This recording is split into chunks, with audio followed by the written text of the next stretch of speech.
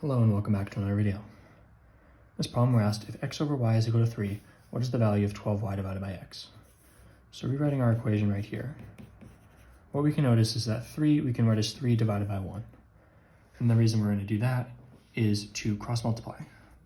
So we have x times 1 is equal to 3 times y, right? Multiplying the denominator of one fraction by the numerator of the other.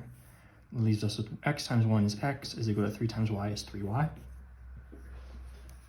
And if we divide both sides by x, we have 3y over x is equal to x divided by x, which is 1. So we know what 3y divided by x is.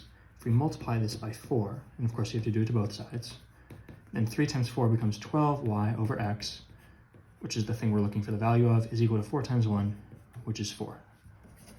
So your final answer is going to be A. As always, thank you for liking and subscribing, and I'll see you in the next video.